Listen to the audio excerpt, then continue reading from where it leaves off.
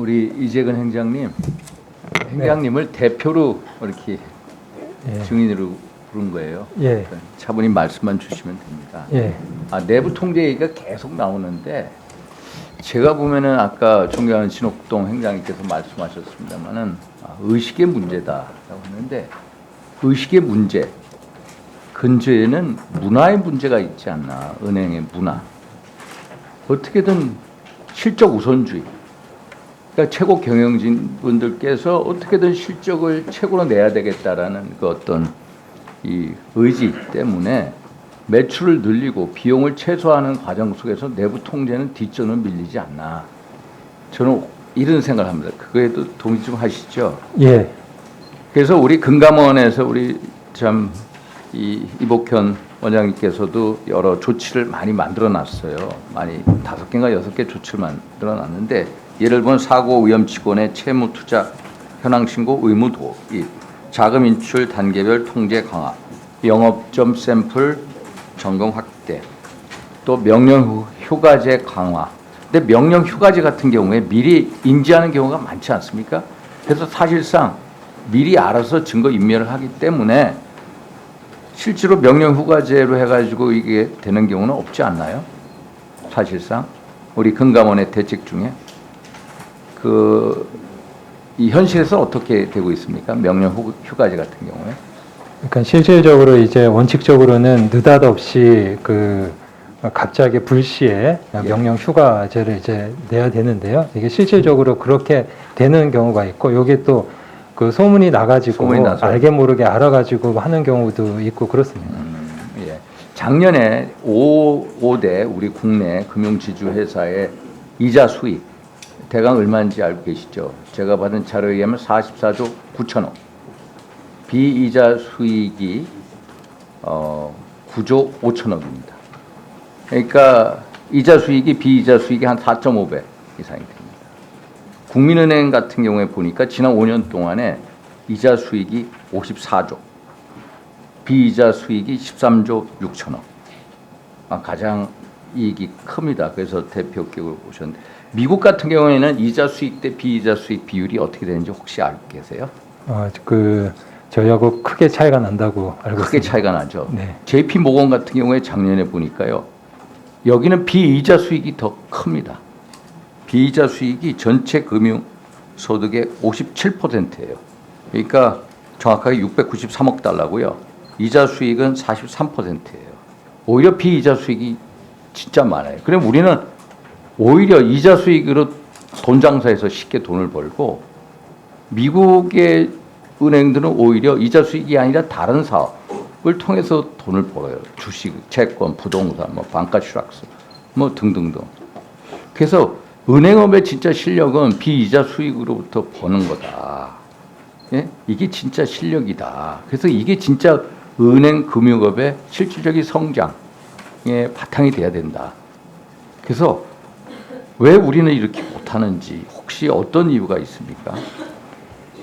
예, 요새 이제 금리가 오르다 보니까는 실질적으로 이제 은행이 금리가 오르게 되면 이자의 포션이 좀 늘어나는 부분이 분명히 있습니다.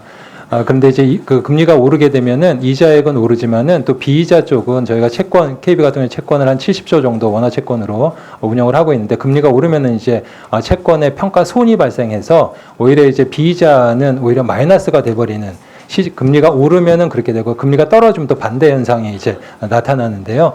이제 외국하고 비교를 해보면은 저희가 이제 순이자 마진이라고 해서 NIM이라고 저희가 수익성 지표를 운영을 하고 있는데 국내에서는 저희가 한 1.6 정도 되는 걸로 알고 있고요. 이제 글로벌에서는 저희보다 50bp가 더 높습니다. 그러니까 순이자 마진이 글로벌이 훨씬 더 높다.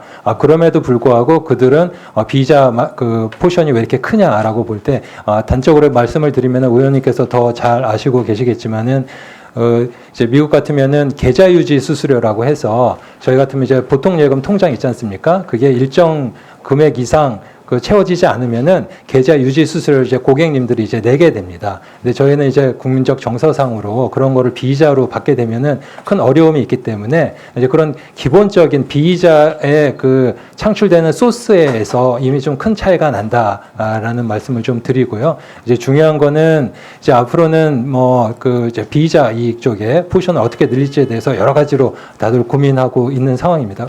나중에 또 시간 되면 더 말씀드리도록 하겠습니다. 제가 시간이 없어서 빨리 또 하나 우리가 이제 이 사상 최대 실적을 냈는데 이 사회공헌 활동을 보니까 이 은행이 오히려 금감원 자료 보니까 지난해 19개 은행에 서민금융, 지역공약사업 등 사회공헌에 들어간 돈이 1조 617억, 오히려 2020년보다 더 줄었습니다. KB국민은행 같은 경우에 작년에 그 전년도 대비 순이익 증가율이 12.7%인데 사회공헌 비율은 6.32%다. 그래서 이게 국민은행뿐만 아니라 여러 우리 시중 은행장님들께서 사회공헌 활동에 대해서 훨씬 더 강화를 시켰으면 하는 바람. 그거에 대해서 의지가 있으신지 한번 여쭙고 싶습니다. 예, 모든 은행장님들이 번갈아 한번 말씀해 주십시오. 예, 제가 먼저 하시고. 예.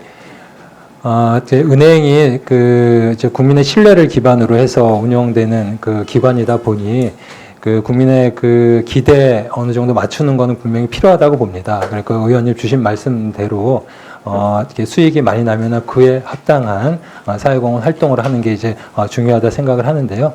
뭐 예를 들어서 이제 좀 줄어들었다고 하는데 이제 말씀을 드리면은 예를 들어서 뭐 이제 고금리 같은 경우에 7% 이상 되는 금리이면은 이제 저금리로 대환하는 그런 제도를 현재 이제 운영 중인데요. 이런 것들은 실질적으로 여기에 그 사회공헌에 포함이 되지 않은 부분이 일부 좀 있다라는 말씀을 드리고요. 앞으로 아무튼 ESG 경영부터 해서 취약계층 이런 사회공헌에 대해서 은행들이 좀 더 관심을 갖고 하는 것은 꼭 필요하다라고 말씀드리겠습니다. 우리은행장입니다. 우리은행이 그동안 사회공헌에 대한 부분이 여러 가지 상황으로 다른 은행에 비해서 좀 부족했던 것 같습니다. 앞으로 최소한 다른 은행하고 비율적으로라도 같은 수준으로 할 수 있도록 최선의 노력을 다하도록 하겠습니다. 네, 하나은행입니다. 뭐 의원님 지적해 주신 부분에 대해서 명심하고 저희들 같은 경우도 저희는 다행히 21년도에도 사회공헌 부분이 많지는 않지만 그래도 비율은 늘어났는데 계속 관심 갖고 그런 활동을 하고 특히 뭐 어린이집 저희가 100호 짓기 이렇게 해가지고 특히 이렇게 좀 떨어져 있는 도서벽지 쪽 이런 쪽에 더 관심을 갖고 올해에도 이익이 늘어나는 만큼 적극적으로 사회공헌 활동에 임하도록 하겠습니다. 예. 네, 농협은행 수석부행장입니다. 농협은행은 수익 대비해서 사회공헌을 가장 많이 하는 은행으로 계속 알려져 있는데요. 저희는 지역을 기반으로 하고 있는 이런 은행이고 또 협동조합 정신을 기반으로 하는 은행이기 때문에 사회공헌 활동을 앞으로도 지속적으로 특히 지방이라든지 취약계층을 대상으로 더 확대하도록 노력하겠습니다. 이상입니다.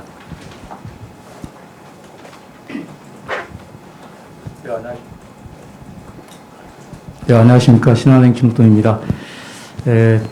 지속가능 경영에서 가장 중요한 부분이 기업의 사회적 책임이라고 알고 있습니다. 그 부분을 실천하기 위해서 항상 명심하고 있고요.